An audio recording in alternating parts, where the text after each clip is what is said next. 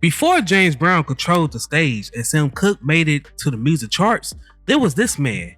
Despite not receiving the same recognition as Sam Cooke, Clyde McPhatter, or James Brown, this guy was regarded as one of R&B's most important artists.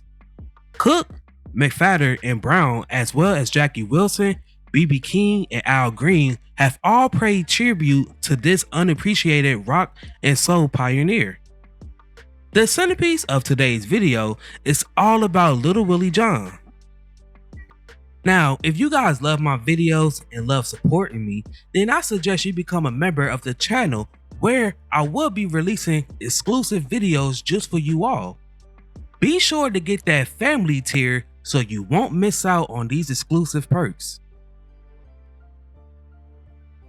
Now, before we start, let's be sure to leave a like on the video, subscribe to the channel, and push that notification bell to be sure you won't miss out on any more content. Now, without further ado, let's cue that intro.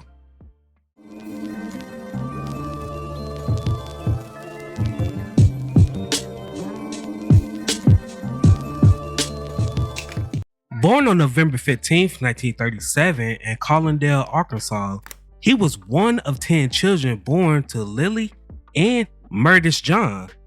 His family moved to Detroit, Michigan when he was just 4 years old, so that his father could find work at a factory.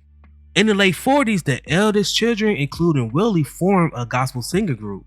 One of his sisters was Mabel John, who recorded for MOTOWN and Stax Records and was also a member of the Raylettes.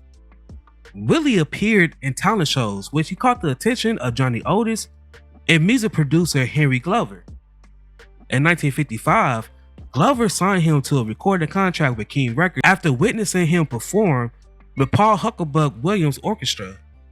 This is where he was named Little Willie because of his little size.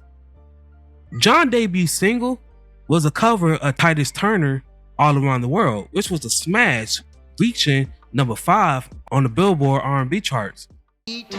Trying to find my baby and bring her home with me. You better run into me. He also followed up with a string of R&B hits, including the original version of Need Your Love So Bad, which was co-written by his older brother. I need your love so bad. And one of his biggest hits, Fever, that peaked at number 24 on the pop charts and number 1 on the R&B charts, and has sold over 1 million copies and was awarded a gold disc. Fever when you hold me tight. Fever in the morning. Peggy Lee produced a classic cover version of the song in 1958. Another song that he made was Talk to Me, that was recorded in 1958 and peaked at number 5 on the R&B charts and number 20 on the pop charts. It also sold over 1 million copies, earning a gold disc. Hold me close. Sonny and the Sunglows covered the song a few years later and it became a success again. On December 23rd, 1959, John also recorded Rudy Toombs' song, I'm Shaking,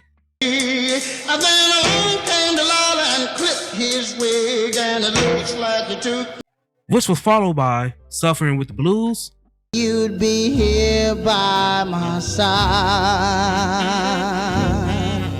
My Love Is, So strong that I can't let you go. and Sleep, which peaked at number 13 on the pop charts.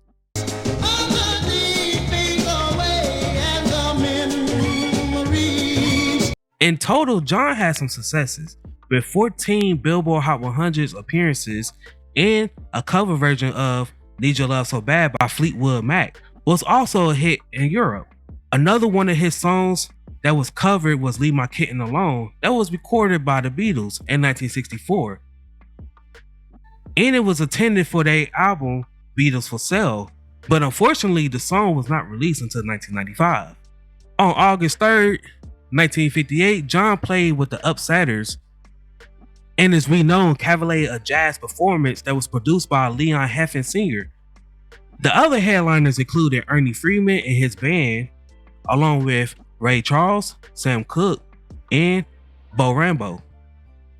Sammy Davis Jr. was there to crown the winner of Miss Cavalade of Jazz Beauty Contest.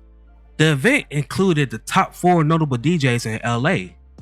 John was also an active member of the civil rights movement against segregation. He performed a benefit concert for the NAACP in 1964, telling Jack Magazine, quote, "As entertainers, we can no longer sit and wait for the Sammy Davis and the Harry Belafonte to raise all the money." John was also known to suffer from the Napoleon complex. As he was known for his short temper, he was also known to abuse alcohol. Unfortunately, going down the wrong path, he was arrested multiple times with charges that included narcotics, swindling, and grand larceny. John was dismissed by his record label King Records in 1963. 2 years later, he was found guilty of manslaughter for the 1964 stabbing of Kendall Roundtree in Seattle, Washington. He was sentenced to the Washington State Penitentiary. John appealed his sentence and was free on probation while the case was being investigated. During that time, he recorded what was supposed to be his comeback album, but unfortunately it didn't get released until 2008 due to contractual problems and the denial of his appeal. Sadly, John passed away at Washington State Penitentiary on May 26, 1968. Despite counterclaims, the cause of his passing was listed on his death certificate as a heart attack. John was survived by his wife and 2 children. Now, fun fact, his son Keith is a background vocalist for Stevie Wonder. In 1996, Stevie Wonder presented John with his posthumous induction into the Rock and Roll Hall of Fame.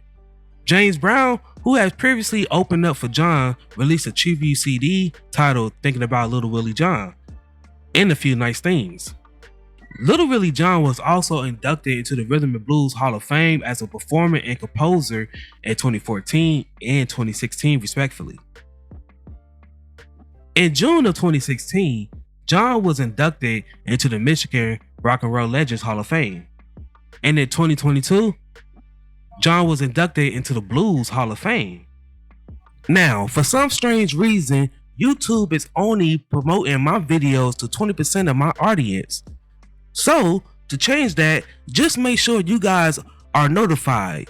When you click that notification bell, make sure the bell says all instead of personalized, so you will be notified each time I upload. Now, before we go, I have a question for you all. What is your favorite song by Little Willie John?